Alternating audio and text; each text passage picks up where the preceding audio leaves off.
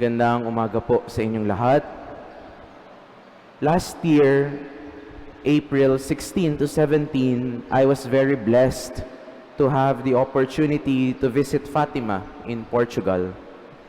We arrived there in the evening around 9 p.m., just in time for the praying of the Rosary and the evening procession.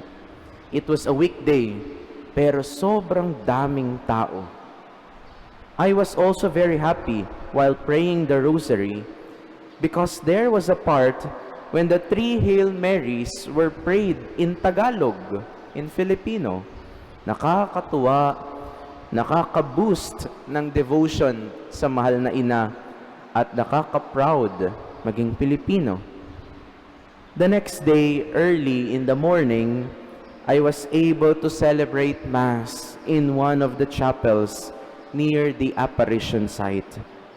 But you know, the things that I really remembered and treasured in that place were the silence and calmness of the place. Alam niyo yung kahit mag-isa kayo, hindi nakakatakot. The silence is not scary or terrifying.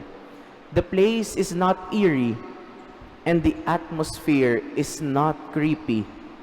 Maaliwalas yung lugar at parang nakakaengganyo at nakakahalina talagang magdasal. And even if you are alone there, you won't feel alone or lonely. Kumbaga, parang ramdam mo talaga na kasama mo ang Diyos sa lugar na iyon.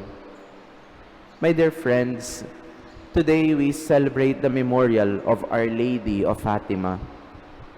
And we are being reminded today that we are also not alone.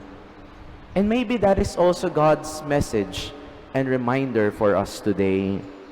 We need not to be alone. And maybe this is also Mary's words for us today. I will be with you and I will take care of you.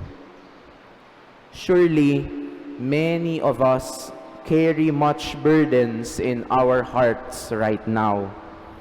Maybe some of us right now have many worries and anxieties.